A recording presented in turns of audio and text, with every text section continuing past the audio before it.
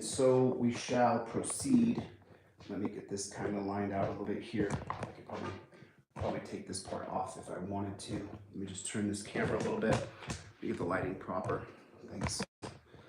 Okay, so the way that I do the best work for you guys to try to disseminate the message is if I just stay super focused on the subject at hand, and I don't get too caught up in necessarily. I can interact a little bit, but I seem to do the best work when I just stay very focused on the subject at hand. And so today we're going to be discussing the tenets of Terry versus Ohio. I'm going to be reading quite a bit off of my computer today.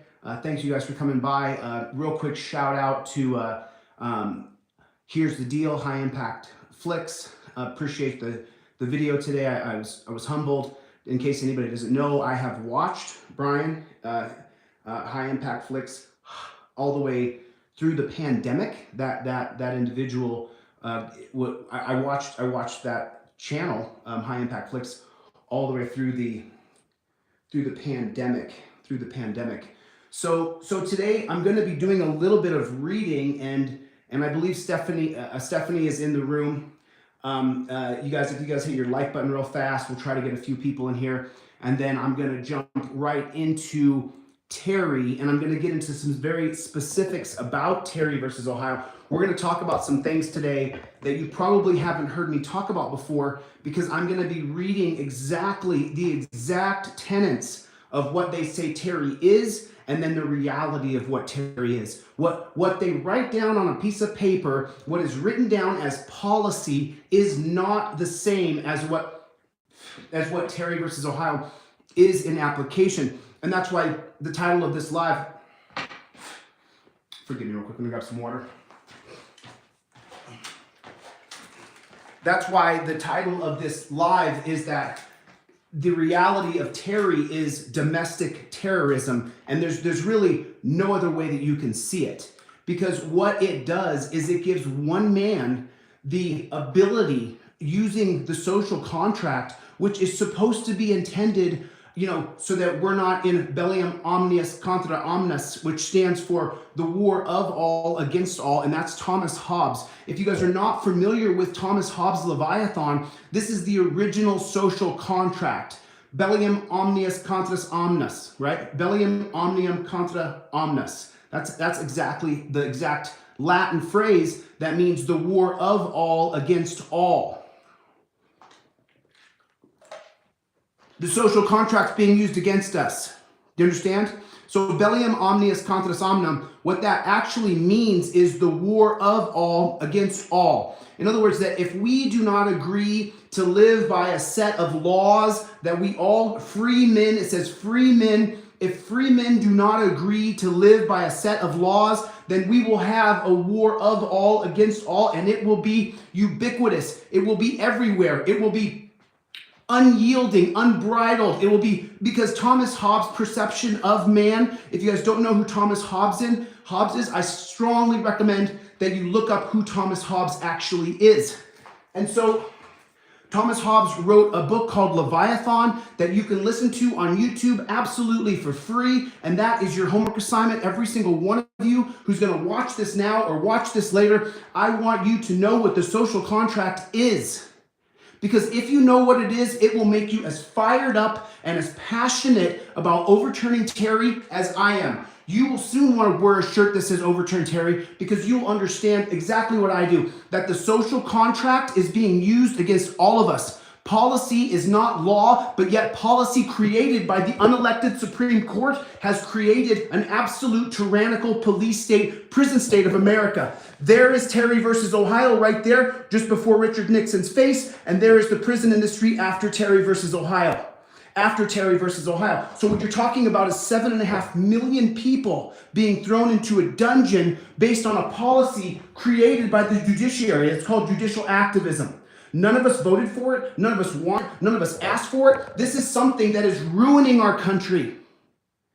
And that's why I'm so passionate about overturning Terry. As you can see from this lecture compared to the other lectures that I've done, Immediately, the moment I start to talk about Terry, you can see the passion in me begins to, I am at an elevated level tonight because we're talking about what I'm the most passionate about, which is overturning Terry versus Ohio. That if we do not overturn Terry, you and I, as free men, as free women, as free persons, your children and my grandchildren will live in an absolute tyrannical state. It's only going to get worse unless we fight back. Now, I'm going to do one little caveat, and then we're going to jump right into it. Stephanie, I think initially we want to go with the New Hampshire 2020 Police Handbook. Stephanie, if you want to throw that up, I'm going to read directly from the 2020 New Hampshire Police Handbook. I hope I'm saying that correctly. And we're going to start on page 127. We're going to start on page 127. And I want you guys to be able to follow along with me. And that's why I asked Stephanie if she would please grab that link and throw it up for you guys. I'll give you guys a couple of moments to find that link. But what you have to understand, and you don't have to understand it. You do have to understand it. I'm not going to tell anybody what to do. It's not my job to be your daddy. That's not my position. I have tried to big brother people, and it just doesn't work. I would like for you to start your own private investigation, sitting behind your phone, behind your computer, and start to dig into the tenets of Terry. And what this is going to do for you tonight, what this is going to do is this is going to give you a starting point. So I think Stephanie's going to post up the New Hampshire State Guide. Let me make sure the exact name of that. I'm going to show you guys a picture of exactly what it looks like so that you guys can follow along with me. It's right here. So sorry, I'm on the wrong page here. There it is. Okay. So this is the state of New Hampshire. This is what the first PDF looks like right here. This is the first, and this is called this is the State of New Hampshire Christopher Senior Law Enforcement Manual 2020 edition. So this is the State of New Hampshire 2020 Law Enforcement Edition. It's a PDF. If you would please pull it up because we're going to be going over this in some detail. But what I'm going to do is as I speak, I'm then going to break off. I'm going to break off and I'm going to show you different parts of this that they write this here, but then the actual application of Terry is terrorism. Where you and I cannot be free persons. We cannot walk down the street. We cannot do the things that we're supposed to do as Americans because of the policies. They're not even laws, it's a policy. And we absolutely have got to change this. And so I'm going to jump right into it. So if you would please turn to page 127. It's going to be page 127. It's on page 127 on the New Hampshire State Trooper Guidebook. And I believe that I sent up that link for Stephanie. Stephanie, do you guys all have the link? I want to make sure everybody has the link. And if you don't, I will show you this. You can take a screenshot and we can record it. And I just want to make sure that everybody's on the same page. And no matter how much I prep, no matter how much I think about it, as soon as I start to talk about Terry versus Ohio and I start to understand that the police state, prison state, just so you know, 90% of the people over here who were legally departed, they were killed because of Terry versus Ohio. They were killed because of Terry versus Ohio. They weren't killed in spite of it. They were killed because of it. And you have to understand that. You have got to understand that. So now I'm on page 127 right here on the New Hampshire State Guidebook, and it says the law regarding on-street encounters and investigative detentions. Now, the other day, I want to show you guys something that's so important. I want to go slow because this obviously gets me fired up. This makes me more upset than anything else I'll ever talk with you guys about. Understanding that our government has given one man the power to walk up to me and say, I'm suspicious of you, and because I'm suspicious of you, you have to get on your knees. Let me just tell you something, buddy. Drop that badge and drop that gun and try to tell me to get on my knees, because I have no respect for you right now as a human being, because you do not have the right to tell me to get on my knees. Who in the heck do you think you are? You are just a man who used to retread tires. You do not have the divine authority to tell me to get on my knees. You don't have that authority over me. And so when we get into the introduction of this, it's going to say police interactions with public can range from a casual conversation to a full-blown arrest. An officer's constitutional obligations and authority will vary. Right there, just stop. An officer's constitutional obligations will vary. No, they don't. The indoctrination right here is immediate. It's right on page 127. Right on page 127. It starts off by trying to indoctrinate you to that your constitutional obligations and authority are going to vary. No, they're not. The Constitution is static. The Bill of Rights is static. There's absolutely no change in the Bill of Rights, no matter what happens with you. Your constitutional rights are as concrete as the Hoover Dam. It doesn't budge. And then it's going to say here, police interaction code. So in general, the more intrusive the encounter, the greater level of suspicion required to justify the officer's actions. Your actions are not justified whether or not we get along. That does not justify your actions constitutionally. That is a bag of garbage. And the other day I called that police officer a garbage man. To every garbage man and every person who works in sanitation in America, from the bottom of my heart, I am so sorry I said that. I will never refer to police as garbage men again. I respect what you do for a living, and I'm very sorry that I poked fun at the sanitation workers of America. I apologize for that. I'm very sorry. I'll continue to call them cowards instead of that. And so it says, this chapter discusses the limitations on police officers' authority during an on-street encounter with a member of the public during a temporary seizure commonly called a Terry stop. So now I'm on paragraph 2. The constitutional protections against unreasonable searches and seizures do not come into play until a person is seized. Now, how many people here saw the audit that I did the other day? How many people saw that audit? Just type in right here for me. And where are you guys from? Let me know where everybody's from real quick. Do I have any Americans in the house today? Do I have anybody who wants to fight for this country, that wants to take away Terry versus Ohio? That's what I want to know. Do you actually want to change this country, or is it all just views and likes and lip service? Do you actually want to do something to make this country free? Because if you do, then you're in the right place. Because I guarantee you, I will not stop. I will not rest. I will continue to work around the clock, 24 hours a day, until we overturn Terry versus Ohio. I will not stop under any circumstances. Under any circumstances. I won't stop. I can't stop. It's OCD on crack. And I don't drink. I don't do drugs. I don't even smoke weed. So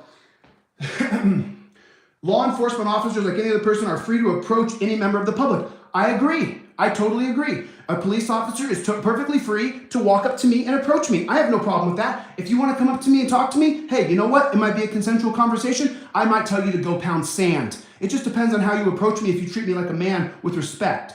It just depends on that.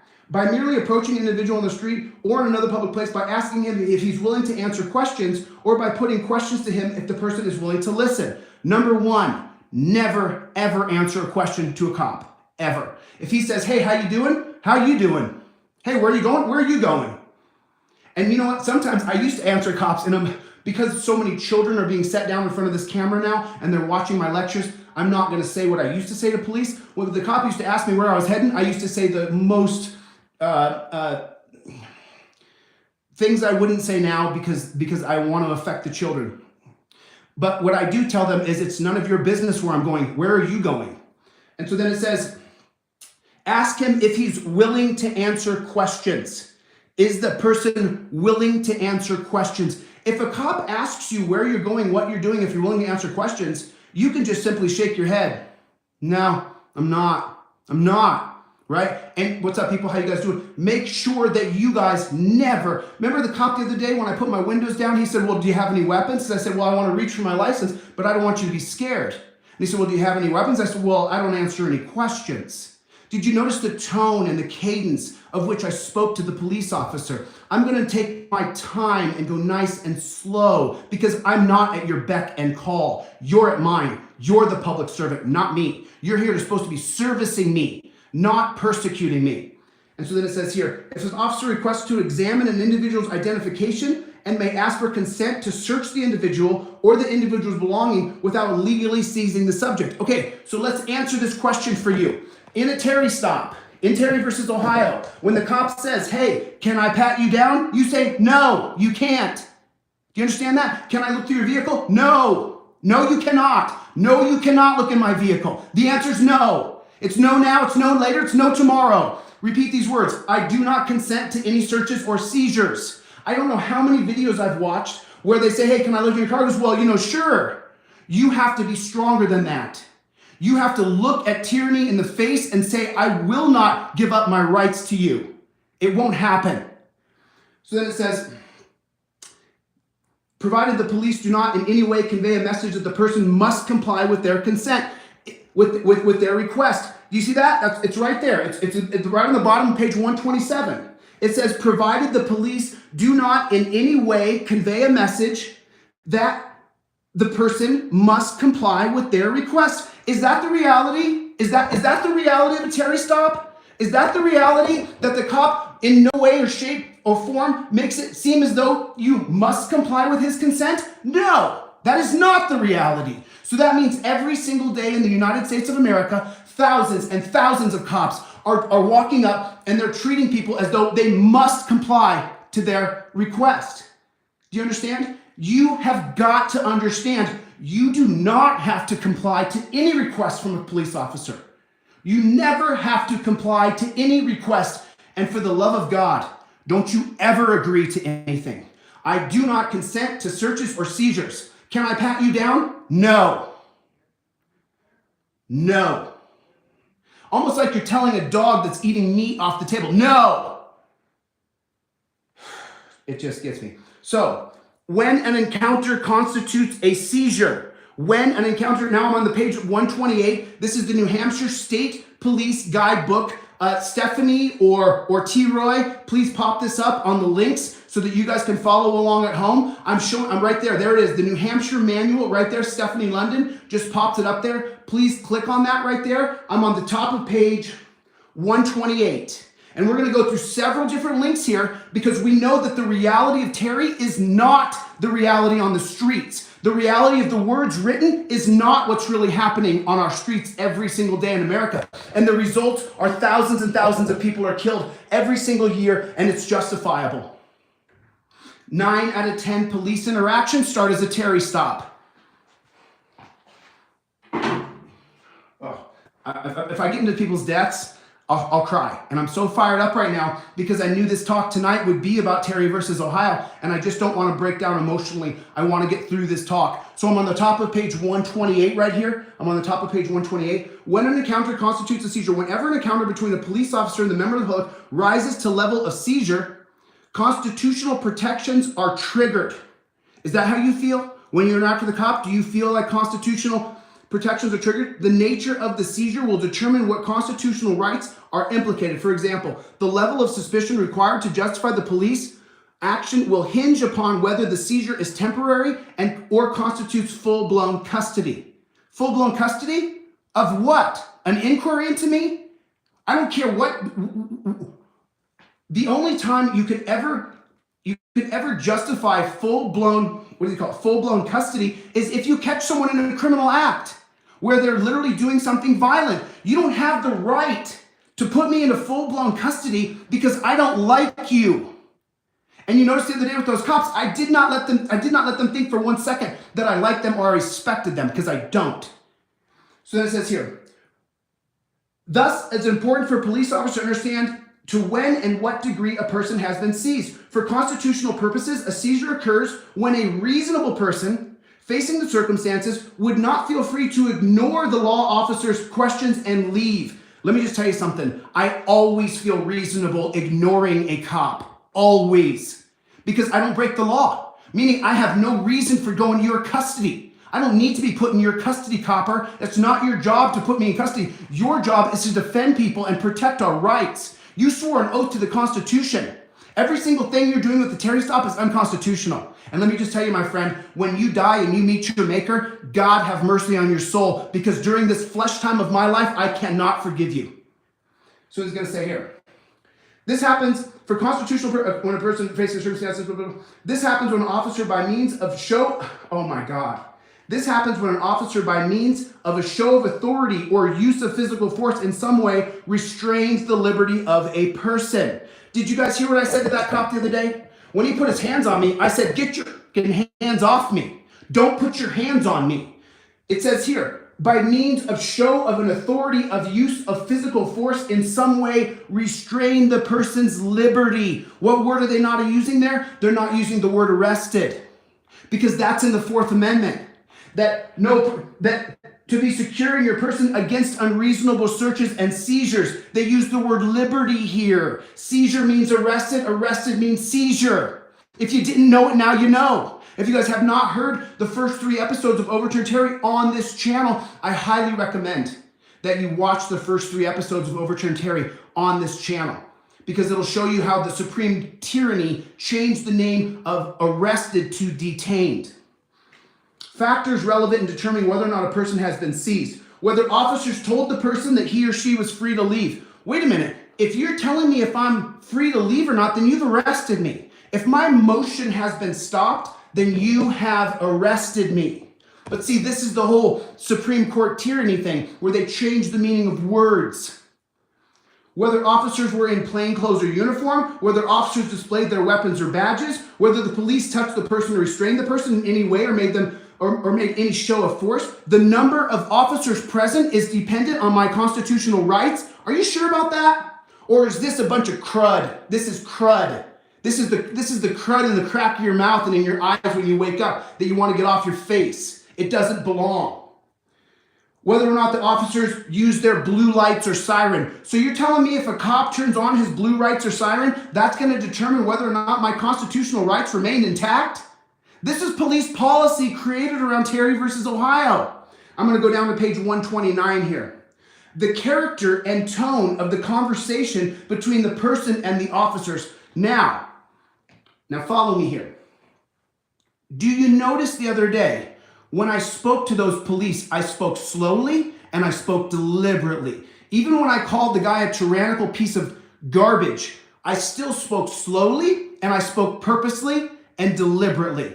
Because it's in the Terry guidebook here that the character and tone of the conversation. That's why yesterday when I talked to Josh from Accountability for All and he was asking me about his audit, he said, "What grade do you give me?" I said, "I give you a C." Because if you talk to the officer with the character and tone of someone who's aggressive or hostile, I told that cop I could take him down and thrash him. I didn't say it in that way though, did I?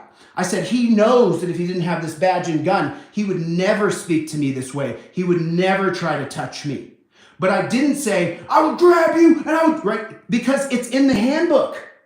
The character and tone of me is going to determine whether I have my constitutional rights. Who writes this garbage? Who writes it? The time of the day the stop occurred. So if it's 2 in the morning or 2 in the afternoon, that's going to determine whether or not I have my constitutional rights according to Terry stops. By the way, this is police policy. This is not law. That's why when we strike down Terry, this entire document goes in the toilet at where it belongs as toilet paper. The location of the stop, the person's familiarity with the location. You mean I was in Tempe when I got pulled over? I don't live there. I live in LA. So now where I'm at physically is going to determine whether or not I have my constitutional rights, whether the duration of the stop, the race of the officers or the person. Do you see that right there? Do you see that? Look at that. It's bullet point right here. It's right there on page 129 in the New Hampshire state. Do you see this right here? The race of the officers and the person. It says it right there that the race of the officers and the person is going to determine detainment. What the heck is going on in America? Because we've allowed this to stand for so long, they can write whatever they want. And now it's constitutional, and you and I have tolerated this. You and I have put up with this. You and I have done this. Stephanie, please post that link again. Please post that link again. This is the New Hampshire's 2020 state trooper guidebook. Okay. If, in light of the circumstances, a reasonable person would not have felt free to leave the encounter, then the person has been seized for constitutional purposes. Well, seized means arrested.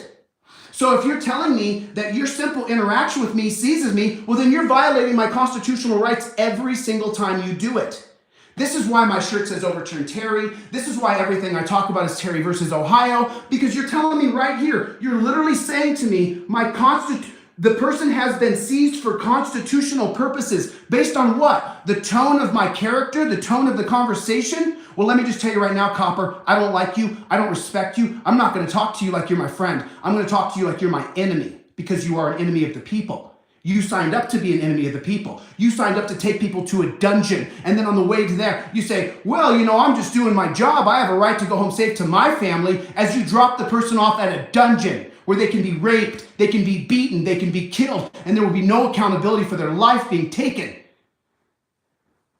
So then this here, I just scanned this earlier before I came on because I want to know exactly what I was talking about. Listen to this paragraph here. New Hampshire courts have taken a broad view when determining the point of which an encounter between law enforcement officers and the member public turns into a seizure. Well, let me just tell you something real quick. I don't give a damn what the New Hampshire courts have done. I have a right to be secure in my person, houses, papers, and effects against unreasonable searches and seizures. And when you seize me, you have arrested me, and that goes against my constitutional rights. That is Terry versus Ohio. That strips us of our fundamental rights. It strips us of our fundamental rights. And you've got to get as fired up and as mad as I am.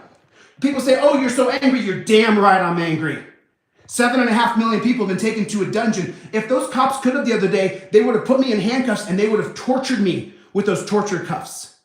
However, they don't have the power dynamic or the cojones to know how to deal with a real man who understands his rights. So, a seizure can occur in the absence of any display of any weapons.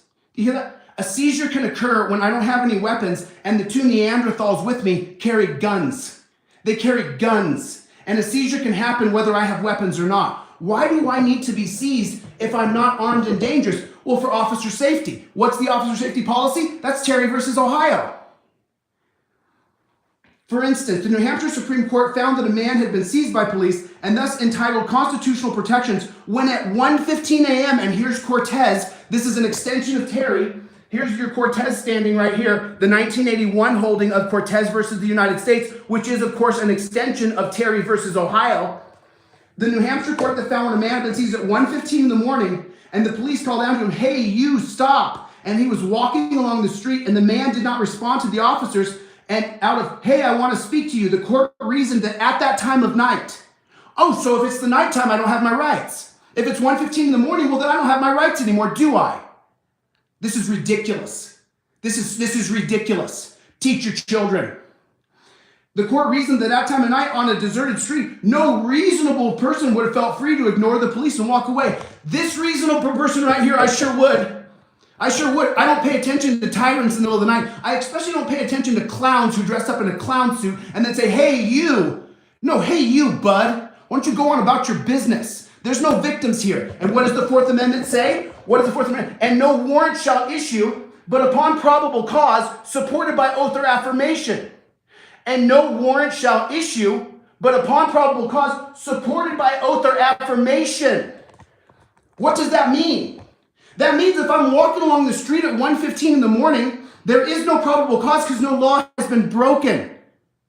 And since no law has been broken, then there is no probable cause. And furthermore, it is not supported by oath or affirmation. Do you hear the difference here? What does Terry versus Ohio actually do?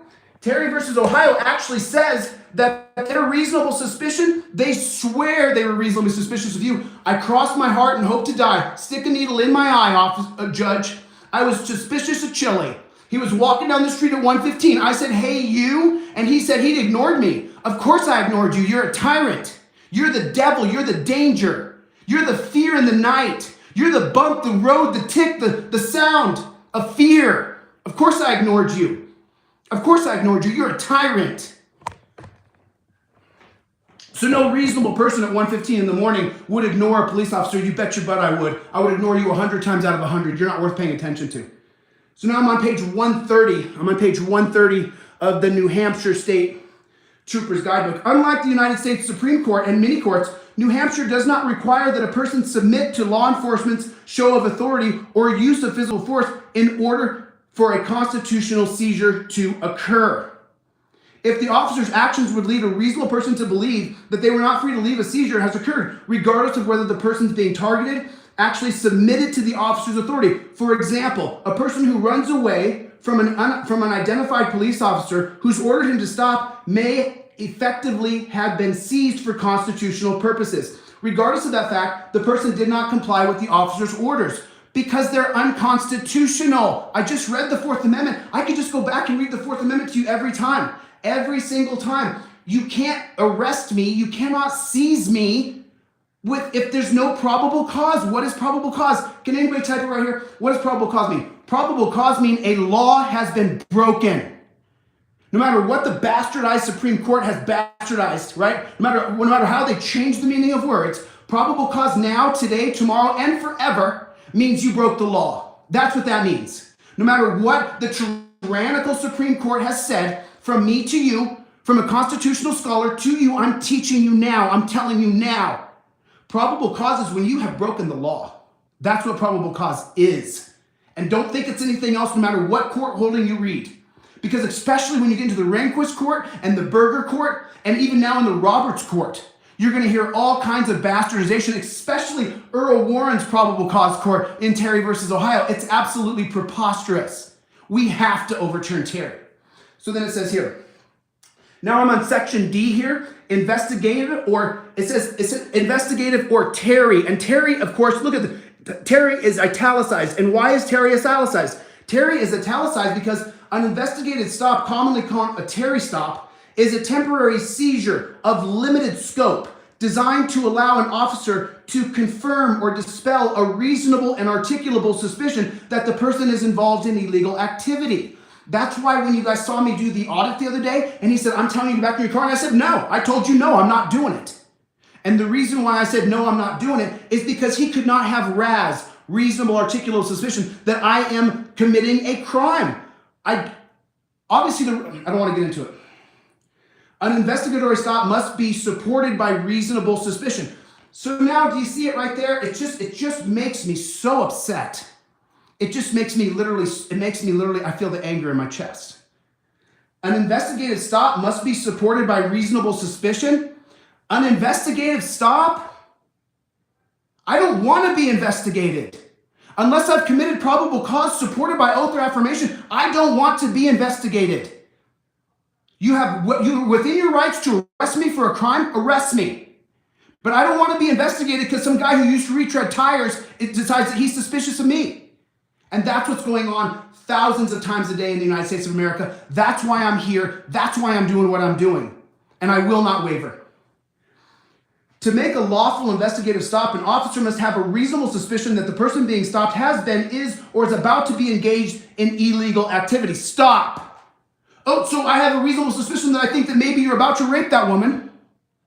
Oh, no, the people watching this, the 100 people watching this, I think that you are about to commit a terroristic act. I don't care if I see your face or I know your computer IP. I think that you are about to commit a terrorist act. I just feel like you're going to. So what this does is this makes every guy who signs up to go to a 2-week academy where they teach you how to follow orders, follow the blue wall of silence, and lie in your reports. It says that if he thinks that you're going to commit a crime, that he can predict that you're going to commit. How many people here are psychic? Can you just type in for me real quick? Go ahead. I'm listening. I want to see it. How many people are psychic? I'm ready to see it. Of the 130 people, how many people here are psychic? Because Terry v. Ohio makes cops psychic. Are you psychic? I didn't know you were psychic. I didn't know that. You know, my grandma, she used to say all the time when I was a kid how we had ESP in our family. Really, Grandma? God bless your soul. I appreciate you. Thank you for this life. But I'm sorry. There's nobody in my family who has ESP, and there's nobody in yours. And the police are not psychic. This is crap. Read it again. Reasonable suspicion, the person stopped has been, is, or is about to engage in illegal activity. Where does that come from? Anybody? Where does that come from? Anybody? It comes from John Terry. It comes directly from the Terry v. Ohio case. Martin McFadden has been a cop since what year? 1924. Officer McFadden has been a cop since 1924, right here. This is when Darren McFadden started to be a cop. When did he pull over John Terry? In 1963, 39 years later. Well, let's just take a real quick. In 1924, there were 16 lynchings in America because they thought for sure that those black folks were guilty of something, so they lynched them. In 1925, there were 17 black people lynched in America because they thought that maybe they were about to do something wrong. In 1926, there was 23. It doesn't leave the 20s. The lynchings don't leave the 20s. By the way, in 1926, you got 7 white people being lynched. 7 white people were lynched in 1926. Officer McFadden had been on the force for 3 years. So what brand of policing has Officer McFadden learned? That if we think you're bad, we can take you out, put a rope around your neck, and hang you. And everybody's going to watch. And that's what's happening today. We're allowing this to happen. If a cop thinks that maybe you might be about to commit a crime, then they can grab you and pretty much lynch you through the criminal justice system. And if you don't know what I'm talking about, then you've never been arrested. You've never been to the dungeon. You've never been strip searched. Because let me just tell you something. I don't care how tough I am. I don't care how my resolve is. Every time they have me drop my trowel and bend over and 5 people look up my backside, it demoralizes me. It dehumanizes me. And of the 20 or 30 times it's happened to me, it made me this person I am today. You're not psychic if you're a cop. I'm sorry. This is crap. It is not enough that an officer has a general sense or a hunch that someone's about to do something wrong. What? It just said right here, to make an investigative stop, an officer must have reasonable suspicion that you're about to commit a crime. And then the next line says, it's not enough that the officer has a general suspicion or a hunch. Well, let me ask you a question. How do you investigate someone that you think is about to commit a crime if you don't have a hunch? John Terry. We go back to John Terry. He's standing on the side of the road, downtown Cleveland on Euclid Avenue. Martin McFadden says, I got a hunch. I think maybe he might be about to do a stick-up. I think maybe he might be about to do a stick-up. He just thought that maybe he might be. And why did he think it? Because John Terry was milling around downtown Cleveland. And so now everything that happened to John Terry is happening to you.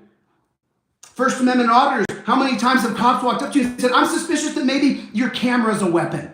Your camera is a gun. Your phone is a gun. How many times have you heard that? How many times?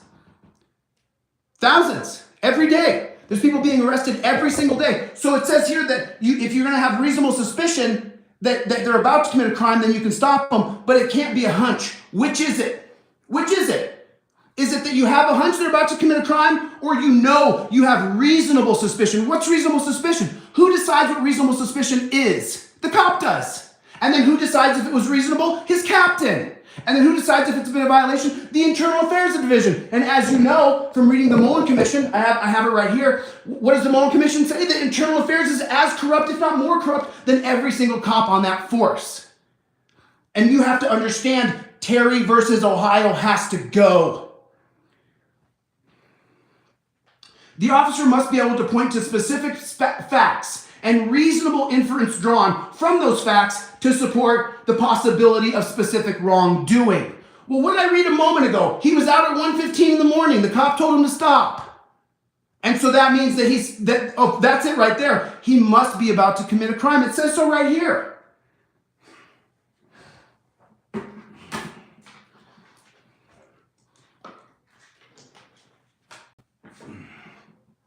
And then, by the way, if you guys are following along at home and you're reading the New Hampshire State Guidebook from 2020, when you get into the footnotes down here, okay, this is what I do. When we're not on camera and we're not talking, I read the cases down here to find out how in the world we got to this point where our freedom is subjected based on a guy who used to work in I don't want to insult any other profession, because what a lot of people do is worthwhile. The guy who does the job of becoming a cop doesn't have any other skills. Let's put it that way. So he signs up to be a cop because you can make $100,000 a year and get great benefits. As long as you're willing to hurt people and take them to the dungeon, you're in. So this entire, just so you know, let's just anybody take a screenshot of this right here. Get a screenshot on your own document. Section 1 of an investigative stop must be supported by reasonable suspicion. This line says one thing. This line contradicts it. This line says another thing. This line contradicts it. This line says one thing. The entire section is a contradiction. There's not one part of this that makes any sense at all whatsoever. Not even kind of. However, it is not necessary that the information rise to the level of probable cause. What the hell are you talking about? It just says I can be seized. It just said I can be seized for reasonable articulable suspicion. And then the next line down in the same section says it's not necessary the information rise to the level of probable cause.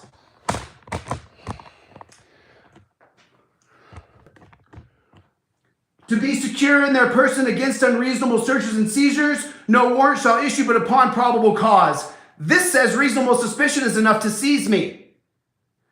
And that's just if I'm out at 1 o'clock in the morning. Do you see why Terry makes me so mad?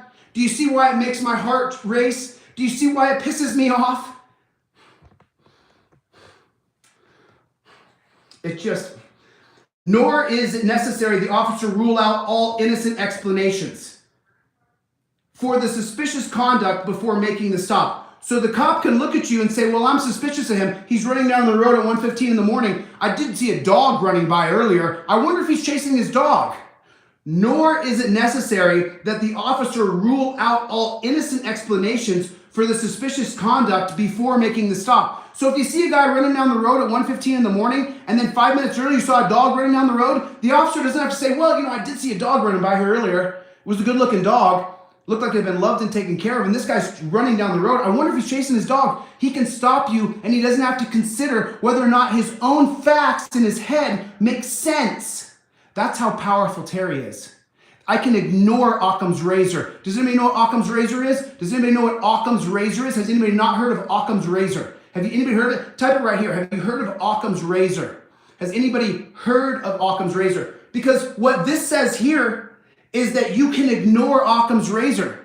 That the most reasonable thing that to come across, so Occam's razor, what it says is that the most reasonable answer, the most obvious answer is probably the answer. That's what Occam's razor says. So this says that if the cop if he's used Occam's razor and he's like, well, I saw the dog run by and then I see a guy chasing a dog and it's 1 o'clock in the morning, maybe the guy's chasing his dog. This says, nope, just ignore that. You can ignore that. You don't have to be reasonable. You don't have to use basic psychology. You can ignore that and stop that man. Well, let me tell you something. If I'm chasing my dog and you stop me and you're a cop, don't think I'm going to be nice. If the defendant challenges the purpose of an investigative stop is to confirm or dispel the officer's suspicion. So let me read it in entirety. However, it's not necessary for that information to rise to the level of probable cause, nor is it necessary that the officer rule out all innocent explanations for the suspicious conduct before making the stop. The purpose of the investigative stop is to confirm or dispel the officer's suspicion. You've given away all my power. That's called a convergence of power. Has anybody ever heard that term before? It's a legal term. It's called a convergence of power. And what this does right here, what Terry does, is it takes all of my rights and converges every one of my rights into officer suspicion. It takes every right that I have. My First Amendment right, my Second Amendment right, my Fourth Amendment right, my Fifth Amendment right, Sixth, Seventh, and Eighth Amendment right. And it says the officer needs to confirm or dispel his own suspicion. And he doesn't have to use common sense. The guy's chasing his dog, obviously. You see a guy running down his road in his pajamas at 1 o'clock in the morning and there's a dog a few seconds earlier, he's chasing his dog. If a defendant challenges the factual basis for an investigative stop, the reviewing court will look at all the facts articulated by the police officer to demonstrate whether or not the stop was supported by reasonable suspicion. And so what does the cop say? I saw Chili running down the road at 1 o'clock in the morning in his pajamas. And it's a sleepy town, and it was raining outside. Man, all of those factors, if it's a sleepy, slow-paced town, he was wearing his pajamas, and he's running down the road at 1 o'clock in the morning, and the judge goes, you bet, good enough. What about the fact of the dog he saw 30 seconds earlier? We can leave that little fact out. Therefore, police officers should be careful to document in their reports all the facts that give rise to their suspicion that the defendant was engaged in a violation of the law. So what's a violation of the law? A violation of the law in America is whatever I say it is. I said that, you know what, I was suspicious that he was out burglarizing houses because he's running down the road. And that's your reasonable articulable suspicion. And then he tells the judge, and who's the judge going to side with? How many times in America, you're going to get a fair shake in court, right? You're going to get a fair shake in court. Just go with the officer, let him arrest you, and you're going to get a fair shake in court. Does it look like we're getting a fair shake in court? Does it look like things are going fair for us? Is that what it looks like? Do you think the judges are going, oh, you know what? You were just chasing your dog and the cop arrested you for no reason? Oh, no. No. You were disturbing the peace and you're convicted of it. And now for you to get justice, you have to sue them in federal district court for your constitutional rights being violated. You have to sue in federal district court. You cannot sue in state court if your rights have been violated. Did you know that? State courts cannot hear constitutional law cases. Martin versus Hunters-Lacey, 1816. If your constitutional rights have been violated, a state court cannot hear the case. Martin versus Hunter's Lisi. Look it up. Oyez.org. Look it up. Read it. Research it. So it makes you as mad as it makes me. So it gets you as fired up as I am. So the cop violates your right for chasing your dog, charges you with disturbing the peace because you ran on the road. Why are you disturbing the peace? Because you interrupted him. General factors that may support reasonable suspicion to justify a Terry stop. General factors that may support reasonable articulable suspicion to justify a Terry stop. And this is the middle page, section 2 of page 131 in the New Hampshire State Troopers Guidebook of 2020. And what this is going to say is, whether a Terry stop was supported by reasonable suspicion is highly dependent upon the facts. Every case is unique. Yeah, because in some towns we can say you're out late and it's raining, and those are my facts. It is possible, for instance, that a law enforcement officer might see a person running down the street covered with blood. Do you read this? Do you read this? Those facts standing alone would justify an investigative stop. So you cut your head open, you're bleeding out, so you're running to the hospital. You should be stopped by the police so you can't get to the hospital in time. And how many of those stories have we heard? Thousands and thousands and thousands. In general, police officers should consider the suspect's behavior in the context of the surrounding circumstances to determine whether or not it may be indicative of involvement in criminal activity. So if you're running down the street and there's blood on your face, maybe you cut your head open. In LA, a couple years ago, was it LA? I forget where the state was. There was a guy who ran up to police. He was bleeding and the cops shot him in the head. He was asking for help. John Winkler here. John Winkler. I don't want to get into deaths, so maybe. John Winkler right here, this white kid right here. He was being held hostage. He got out of the hostage situation. He ran out the door. As he ran out the door, the cops shot him and killed him. They were suspicious of him running out of a building. He didn't have a gun. He didn't have a weapon. He didn't have a knife. John Winkler was simply running. Look it up. He was a production assistant. He worked in Hollywood. He was murdered by the police as he ran out from someone kidnapping him, and they killed him. And Terry v. Ohio is the reason why. Terry v. Ohio killed John Winkler. If you didn't know it, now you know. In general, police officers should consider the suspect's behavior in context surrounding circumstances to determine whether it's indicated. Okay, factors that are commonly relied upon include the following: the time of day. So if it's nighttime, well, then you must be a criminal. Whatever you're doing out here is certainly criminal activity because it's night. The presence or absence of furtive behavior. Do you guys see that word right there? The presence or absence of furtive behavior and character of the area where the officer makes the observation. The character of the area. The character of the area. Okay. All these folks here through the civil rights movement, all these folks, the character of the area where they lived was a bad character. The character of the area where they lived would definitely constitute that they need to be Terry stopped. You can't be outside your house. You can't be in a field. You can't drive down the road in your car. You're not allowed to go check your mail. You're not allowed to drive down the road in your car. You're not allowed to be in church, the Birmingham bombings. You're not allowed to protest on the side of the road. The character of the area is going to determine whether or not I get a Terry stop or not. The character of the area. Who determines the character of the area? The cops do. Well, I was in a high crime area. What's a high crime area? Someone got arrested last month for a murder. There was a murder here last month, so the character of the area. I can justify it any way you want. I'm in Arizona. There was a killing here in Arizona last month. Someone got killed in Arizona last month. The character of the area that I'm in, that is bad. For example, an officer may consider a particular neighborhood is known as drug trafficking, or the vehicle traffic around the business is very early morning hours, may be more suspicious than the vehicle traffic in a residential neighborhood. So I'm suspicious of the flow of traffic patterns. I can just make things up as I go. Although each and every one of these factors may be relevant, none of them is necessarily indicative of criminal activity. While an officer may consider the character of an area with respect to the specific type of offense under investigation, the officer should not base his or her suspicion on the fact that an area is simply impoverished or has a higher crime rate in general than other areas. Well, then what the heck is a general area? Do you see this? This is Terry. It says one thing in one paragraph, and then it contradicts what it says in the next paragraph. I could read it to you again. The character of the area where the officer makes the observation. And then it says, it shouldn't be whether it's a poor area or there was crime in the area. Well, which is it? Whatever you want it to be, copper. Whatever you say it is makes it okay. As long as you say it's okay, well, then that's the character of the area. Oh, it's not because it's a poor neighborhood.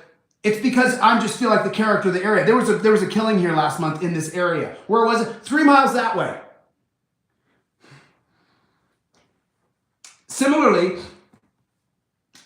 although a person's reaction upon seeing the police may contribute to an officer's suspicion, innocent citizens may also attempt to avoid contact with observations by the police. Once again, it's a contradiction. Similarly, although a person's reaction upon seeing police may contribute to an officer's suspicion. So when a cop is suspicious of me, just so you know, when I see cops, I look at them. When I see a cop, I look at them. I slow down. I let them know. I see you, copper. I'm looking at you. You're not looking at me. I'm looking at you, bud. Just to let him know that I'm not suspicious. You're the suspicious person. You're the terror. You're the terrorist in our country. It's you, copper. So then it says here, finally, although it may be appropriate for an officer's suspicion to be aroused when a suspect's attire, demeanor, or behavior does not seem to fit the area, a suspect's race, ethnicity, or gender standing alone may not be considered as factors. But didn't it say earlier that you got to consider the person's race? And then it says here that you can't consider a person's race? Which is it? Which is it? If you're a state trooper in New Hampshire, can someone explain this to me? If anybody know any state troopers in New Hampshire? Is anybody from New Hampshire? Can someone get a state trooper to explain this to me? Because it said a second ago that you got to consider the race of the suspect and the race of the officer. And then it says here that you should not consider the race. Which is it? Which is it? Breaking the flaw. Which is it? Can you get a state trooper in New Hampshire and ask him which it is? Because I didn't know this, but can you guys help me out? I thought slavery was abolished with the 13th Amendment. And I thought Brown versus Board of Education desegregated America. And then I thought that we all lived as all men are equal according to John Brown's philosophy of natural law. And that we have the Bill of Rights and that no warrant shall issue but upon probable cause supported by oath or affirmation. When does race come into it? When does race come into it? When did that happen? With Terry versus Ohio. With Terry versus Ohio, race came flying into it because John Terry was black. And so now all the policies of Terry are based on race. It should make you sick to your stomach. It should make you sick to your stomach. Specific factors that may support reasonable suspicion to justify a Terry stop. So I'm at section 3 here, and I'm on page 132. Section 3, page 132.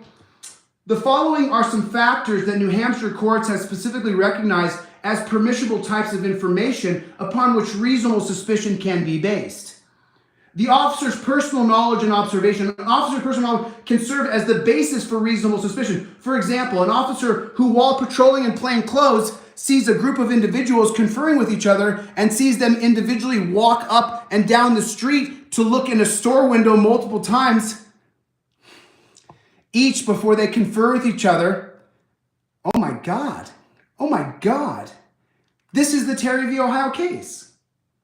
This is the actual Terry versus Ohio case. I haven't read this yet. I'm just reading it aloud with you guys so that we understand. This is the actual case of Terry versus Ohio written in the 2020 manual of the New Hampshire State Patrol.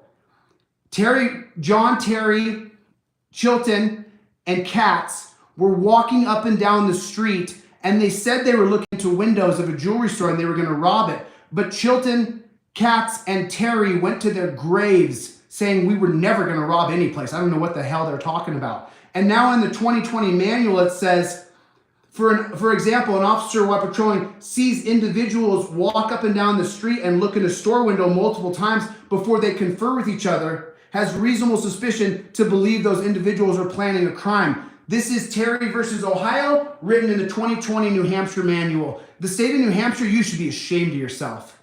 You're an embarrassment. Your state troopers are an embarrassment.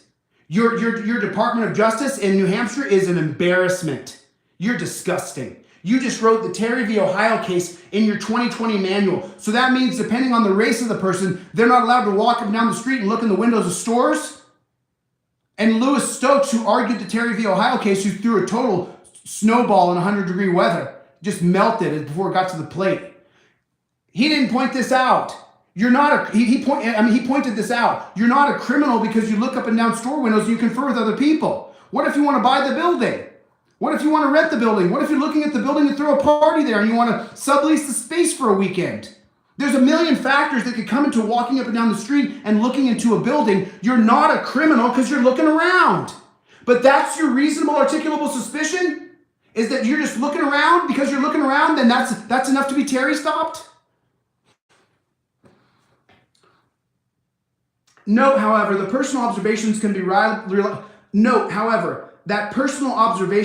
relied upon only if the officer was lawfully in the place from which the observations could be made. What does that mean?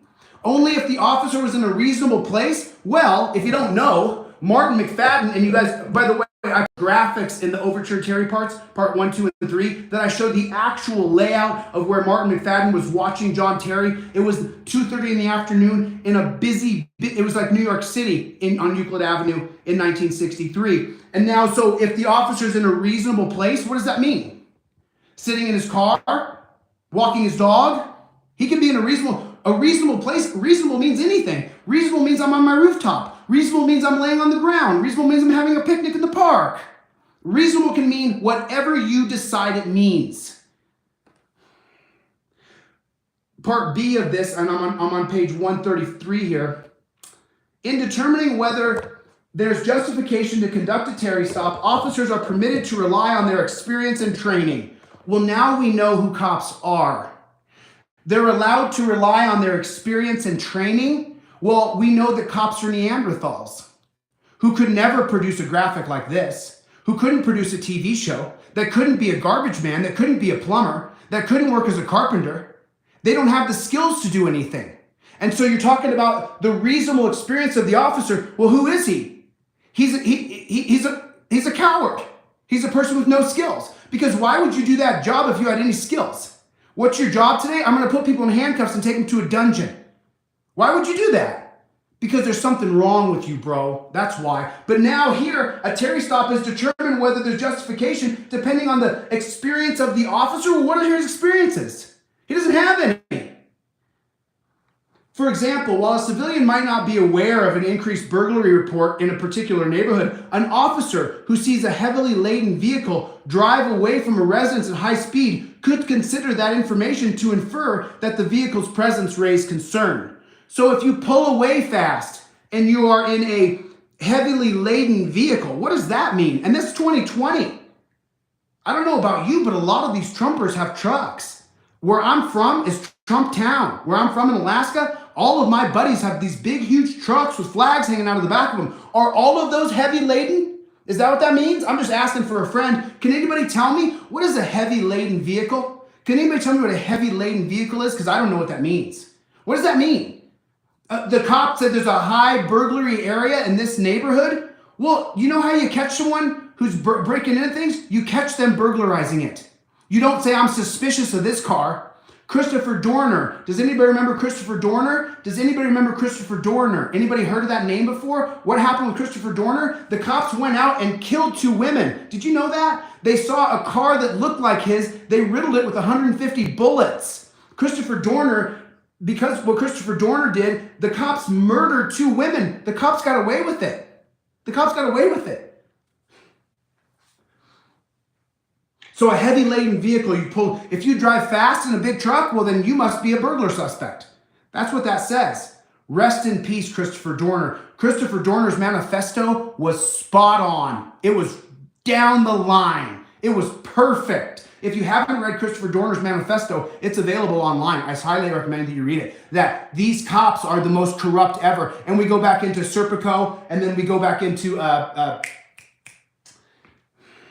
information obtained from other law enforcement. Effective law enforcement cannot be conducted unless police officers can act on directions and information transmitted from one officer to another. Officers who must act often swiftly. Why do cops have to act swiftly? They don't. I don't want cops acting swiftly. Do you? I don't. When you act swiftly, when you act hastily, you make mistakes and people die. I don't want cops acting swiftly. They're not preventing any crime, copper. You're not helping our society by you acting swiftly. I don't want cops acting swiftly or making split-second decisions like in Graham versus Connor. I don't want that happening. I want you to observe. When someone does something and they barricade in a building, I want you to do a siege. I don't want you to enter the building and kill a bunch of people. Officers who must often act swiftly cannot be expected to cross-examine their fellow officers about the foundation of transmitted information. So you hear that? It says, officers who must act swiftly cannot be expected to cross-examine their fellow officers about the foundation of the transmitted information. So T. Roy here, he's the moderator in here, right? T. Roy comes up to me and says, hey, Chili, this guy over here, he beats his wife. Let's go get him. And so now because T. Roy said that, hey, let's just go get him. I don't have time to ask T. Roy, where'd you get that information, T? Who told you the guy beats his wife? Did you see it yourself? Is she bruised? Did you talk to her? So I don't have to voir dire T. Roy. I just have to take his information as gospel. Well, what if T. Roy has an axe to grind with that person who he said is beating his wife? You mean that human interaction couldn't possibly have any effect on an officer transmitting information to another officer that could be disparaging or even life-threatening? T. Roy would never lie. He would never, right? Because he's my moderator, so he would never lie to me, right? I should never ask him. I should never ask Troy. I should never ask him, where'd you hear that information that he's beating his wife? I got to act swiftly on that, quickly. And then what do I do, being the fighter that I am? I see the guy outside of his house. I go over and I beat him down, right? I smash his head open. And then come to find out, Troy lied to me. He lied to me. Troy, I know I'm just using you as an example, buddy. So for that reason, police officers are permitted to rely on information from a fellow officer. And it's in quotes. For that reason, police officers are allowed to rely on information from a fellow officer. You're allowed to rely. So if T. Roy gives me the wrong information and I go over and I beat that guy down and I pop his eye out and he's blind to one eye, then I go to court and the judge says, hey, you know, why'd you pop this guy's eye out? I say, T. Roy told me he was beating his wife. And then they pull T. Roy up and they say, Troy, what happened? And he goes, it's confidential information protected by the 1983 holding of Illinois versus Gates. I don't have to reveal my confidential informant. So where's the justice? It all starts with Terry. Illinois versus Gates is an extension of Terry versus Ohio. Illinois versus Gates says the cops don't have to tell you who their confidential informant is. So then T. Roy tells me that the guy's bad, that he beats his wife, and I go over and knock his eyes out, and then we go to court, and the judge goes, hey, why'd you do it? I say, I have the right to rely on information from my fellow officer. And then they get T. Roy on the stand, they go, well, why'd you say that? And he goes, I have a confidential informant. And the judge goes, well, I guess it's Terry policy, extended in Illinois versus Gates. I guess we're never going to know. Who was T. Roy's confidential informant? He didn't have one. He just said he did. And then he produces his notes. See, I have it in notes right here. And he's so trustworthy, right? That officer's so trustworthy, isn't he? No, he's not. Can't trust any of these people. For that reason, blah, blah, blah. An officer who receives a flyer on... An officer who receives a flyer or radio dispatch may take it upon face value. Didn't I just say that? I just said that, right? He can take it upon face value and act upon it forthwith. The officer need not have independent grounds for suspecting criminal activity, but may rely on the bulletin. So T. Roy lies to me, and then I can act on the bulletin, smash the guy's face in, and then it's perfectly fine. In other words, an officer with articulable suspicion may transfer that articulable suspicion to another officer who can then act upon it. Likewise, if one officer's observations or information can be transferred to and supplemented by another officer in order to develop articulable suspicion, the concept is commonly known as imputed knowledge of the police. The concept is commonly known as imputed knowledge of the police. So then that's a convergence of power. Someone look it up. Someone look it up and type it right in here. What does convergence of power mean? The convergence of power is what? What does convergence of power mean? Tell me what it means. Someone write it right here so that everybody else can read it. What is a convergence of power? What is a convergence of power? What that means is that your right to be secure in your person, houses, papers, and effects can be completely superseded by the imputed knowledge of police. So if T. Roy lies to me and I knock your teeth out and I'm a cop, then you know what? You don't have your First Amendment right to be secure in your person, houses, papers, and effects, because the imputed knowledge of police, he told me that you beat your wife. And of course, I'm acting on reasonable suspicion that you beat her today. It's all based on Terry. It's all based on Terry. Everything I'm reading to you today is based on Terry versus Ohio. The imputed knowledge of police is based on Terry. Reasonable suspicion is the cop told me that you're a wife beater. I'm suspicious you beat your wife today. Meanwhile, come to find out, the black eye, she got a nose job. Section D. Information obtained through police officers can reasonably rely on information provided by eyewitnesses. Absent some indication that the witness may not be telling the truth, such as clear presence of bias, the police are not obligated to inquire into or demonstrate the witness's credibility. Do you see this? Do you see it? It's Section D, page 134 of the New Hampshire State Trooper Guidebook on Terry versus Ohio. Page 134, Section D. Can reasonably rely on information provided by an eyewitness, absent some indication, so I didn't get any indicators that you were lying, that the witness may not be telling the truth, such as clear present bias. The police are not obligated. I can say that you're bad, and the police are not obligated to inquire into or demonstrate the witness's credibility. So now you don't even got to be a cop. It doesn't have to be T. Roy the cop. It can be any one of you who comes up to me and says, hey, Chili, that guy beats his wife. I see the woman walk outside. She's got 2 black eyes and something on her nose. She had a nose job. The neighbor knows she had a nose job, but it's the neighbor's now Tyler Burris. Look up Tyler Burris. This is all Terry garbage. So now I can see that she has a black eye. Someone told me that he beats his wife. I can go over and knock his teeth out, put him on the ground, put him in handcuffs, take him to the dungeon, and I never had to investigate the information that was given to me. That's Terry. That's Terry versus Ohio.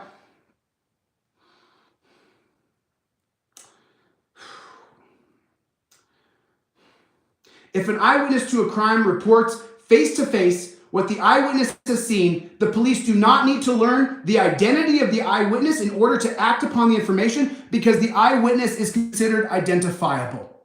Did you hear that? Did you guys hear that? What did I just say? I just said, if an eyewitness to a crime, so I'm an eyewitness and I claim that I'm an eyewitness, that I saw T. Roy beat his wife, I then go to the cops and I say, hey, I saw T. Roy beat his wife. The cops say, oh, well, you're identifiable. And because I'm identifiable, you don't have to investigate the information. You can just act on the report, and then that's a Terry stop. That's a Terry stop. That's Jalen Goodwin, right here. Where's Jalen at? Right here, that's Jalen Goodwin. His baby mama called the cops. Jalen Goodwin's baby mama, or the place where she worked, called the cops and said that he was bad, and then he died. They called the cops on him, said he was bad. He wasn't bad. He hadn't done anything wrong. She had invited him down there and set him up. Jalen Goodwin was murdered on a Terry stop. Jalen Goodwin was murdered on a Terry stop. Because the police don't have to take any of the information and have any investigation into it. They can just take it upon face value. But because the car dealership said that Jalen Goodwin was bad, they could just take him down. And they did, and they killed him. I'm not done with Jalen Goodwin's case. I got hemmed up, but I'm not done. Patterson, I'm not done. Sheriff, I'm not done. I'm just getting warmed up. Now I'm on page 135. Oh, okay. So this is when I got no-knock raided, guys, in 2002. This is a direct correlation to my no-knock raid that I experienced in the year 2002. And I read this earlier. I just scanned it, and so all right, fudge it. Let's just do it. information obtained through a confidential informant or an anonymous tip, it is permissible for law enforcement to rely upon information provided by a confidential informant and anonymous tipsters as the base for the investigative stop. As the base for the stop. In other words, all I have to do is call and say, M-Star Media, Brian Siniz, right there. You have highlights cop right there. I'm giving an anonymous tip that these guys are pimps. These guys here, right here, know your rights, 1776. I'm calling anonymously. Know your rights as a pimp. Red Cross Wire, he's a pimp. He's pimping. He's human trafficking young girls under 15. That I'm reporting that right now. I'm saying right now that Aza in the day and age, that go fuzz. You guys, they're human traffickers. And so then right here, it'll say, it can be the basis for the cops stopping you. The reasonableness of the officer's action will depend in large part upon the reliability and credibility of the person providing the information. Well, I'm chilly. I've got this big TikTok channel. Used to before I was deplatformed. I got this growing YouTube channel. So he must be reputable. He's saying that Aza in the day and age is human trafficking. And so we're going to take that as reliable because he goes on camera and talks all the time. So it must be true. He might just be jealous of Know Your Right 76. It's not jealousy. No, I'm not jealous of Know Your Right 1776. I'm reporting that he's human. I'm sorry, the kids say on the phone. I'm reporting that he's human trafficking. And so they just take that information as gospel. And then what happens to you? Detainment. And if you don't know your rights like I do, and you don't know how to talk to these police officers, well, then you might just put in the dungeon. You might just go to the dungeon today, based on someone anonymously tipping you. Because the police typically know or identify a confidential informant. Oh yeah, just so you know,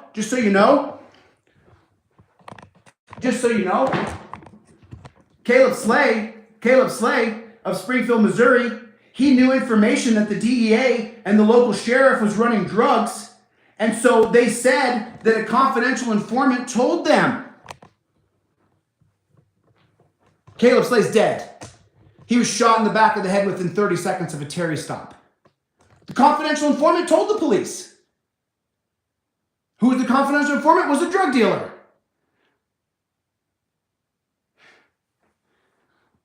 Because the police typically know or identify a confidential informant and thus can hold the informant accountable if the information proves to be false. Is that what's happening? Or are people just dying? Because people are just dying. People are just dying. And it's all based on Terry. Every single word I've read you today is based on the policies of Terry versus Ohio. That's why my shirt says overturn Terry. Yes, ask me about it because I've read this before. I've read 100 documents just like it. Nonetheless, if an officer relies upon information from a known informant as justification for an investigative stop, the officer should take care to document in a report any information relating to that informant's track record with police. The degree to which the informant's tip could be corroborated, the basis of the informant's knowledge, and any other factors that demonstrate the informant's reliability and credibility. But didn't it say a minute ago? Didn't it say just a minute ago? Didn't it say just a minute ago? Didn't it say just a minute ago? They don't have to investigate the information. Didn't it say just 5 minutes ago that they don't have to look into the information? And now here, 2 paragraphs later, they say, well, the officer should. Which is it? Which is it?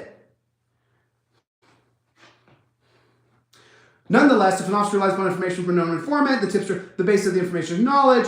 If the investigative stop is later challenged,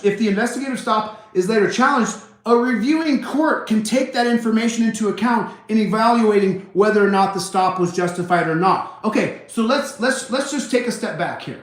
Okay, it just incenses me how it contradicts itself. Paragraph after paragraph after paragraph after paragraph. It's a contradiction and then a contradiction and then a contradiction. And so now let's put this into actual human context. Let's put this into human context for you and for me and what that ride means. What does the ride mean? I'm talking about you're ready to take the ride. Like I've said to thousands and thousands of people, you're going to arrest me? I'm willing to take that ride. Now, if a confidential informant says that I'm the bad man, it says here, if the investigative stop is later challenged, a reviewing court can take that information into account in evaluating whether or not the stop was justified. Well, I wasn't out auditing. I was raking the leaves of my lawn, and someone told them that I was beat my wife. And so now what do? They come and arrest me. And I go to the dungeon. And while in the dungeon, I get raped. And while in the dungeon, the guards knock my teeth out. And then later, a court's going to review whether or not the confidential tip was good or not. And the cop doesn't have to say where he got the information.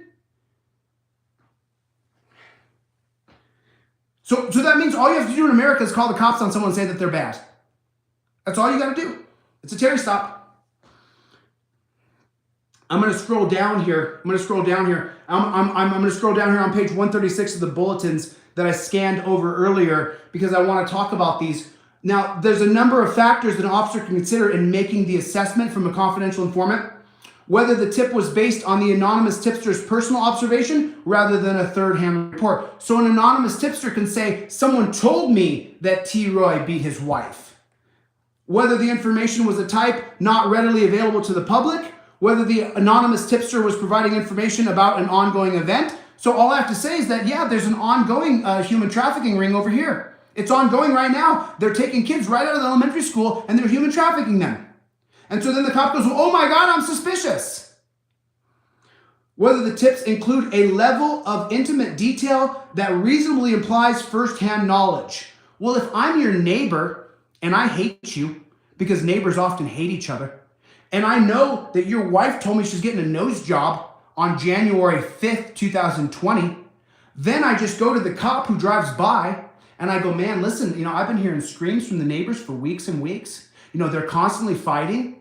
And I remember her saying that she was afraid he was going to hurt her. She told me she was afraid he was going to hurt her. Her name is Samantha. Her daughter's name is Tina. Yeah, they go over to Redoubt Elementary School. And as a matter of fact, I think that T. Roy works at the local oil refinery down there. Yeah, he does. And his boss's name is Harry. I just gave you a bunch of details. And then when they see T. Roy's wife, she comes out, her nose is in a bandage, her eyes are black. And the cop goes, oh my God, the neighbor told me he was beating his wife. All I did was tell him their names, tell him the name of their dog. I'm his neighbor. I'm friends with the wife. I hate T. Roy, though. Whether the anonymous tipster was predicting future events, suggesting they were privy to target's private affairs. Whether the police were able to corroborate portions of the tip. Yeah, you saw his wife. She's got a splint on her nose and 2 black eyes. He must have beat her. The neighbor told me that he knows her name, knows her birthday, knows the dog's name. He gave me a bunch of details. Then I saw the woman, her nose was broken. He must have beat his wife. How you doing, Dylan? Thanks for coming by. Information obtained through anonymous reports of driving while intoxicated or reckless operation. Which, by the way, guys, when I was 18 years old, I had a person in my hometown. I can't remember her name. I think her name was Misty. We had a back and forth on the road. Her and her friend in the car called the cops and reported that I was reckless driving. They testified against me. I got a 6-point ticket and I lost my driver's license.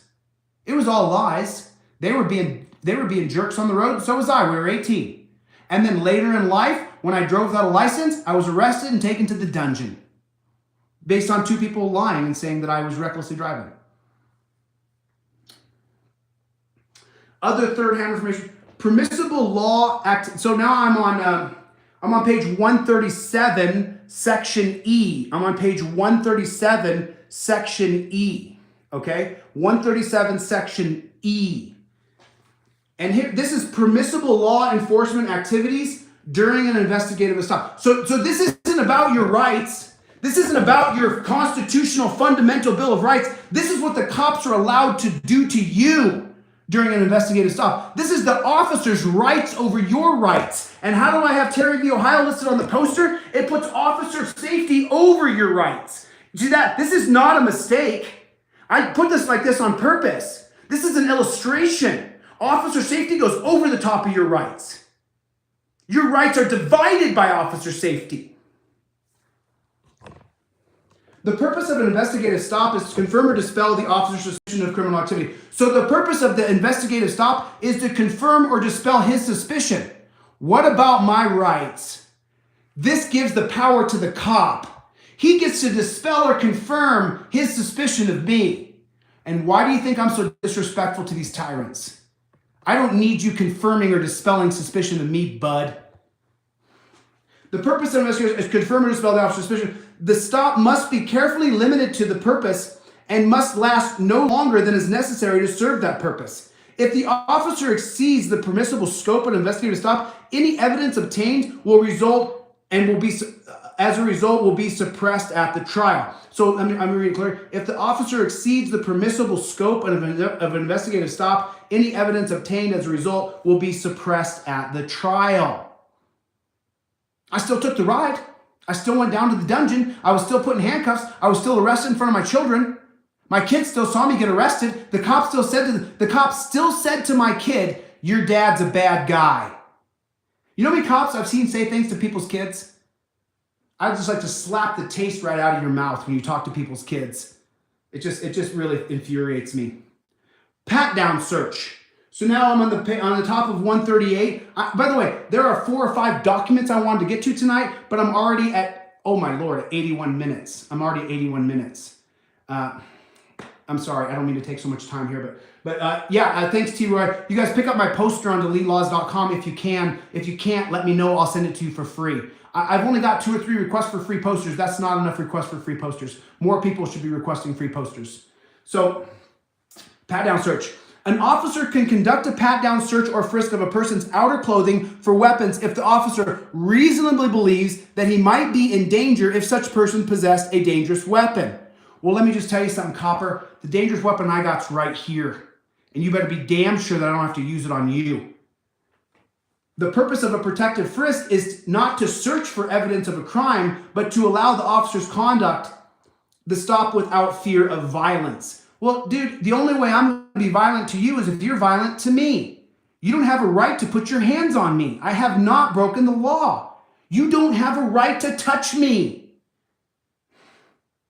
The search cannot extend beyond what is minimally necessary to discover the presence of a weapon. If it extends beyond that, it's no longer valid and any evidence obtained will be suppressed. Is that what's happening? I just want to take my computer and smash it into the wall. I realize that I said 2 or 3 things and I may have interrupted the flow of the paragraph. Let me read the paragraph to you perfectly so that you understand the flow of this paragraph. And I want you to think about something as I read this. Is this what's happening in the streets today? Or is this complete and utter bunk? Is this just complete and utter poop on a page? I don't want to curse, but it's just, the more I read, the more mad I get. An officer can conduct a pat-down or a frisk of the person's clothing if the officer reasonably believes that he might be in danger if such person possessed a dangerous weapon. The purpose of a protective frisk is not to search for evidence of a crime, but to allow the officer to conduct the stop without fear of violence. The search cannot extend beyond what is minimally necessary to discover the presence of a weapon. Is that what's happening? Is that what the reality is? Or is the reality of a Terry stop, get on your knees, get on your belly, I'm going to jump on you in the back of your neck like they did George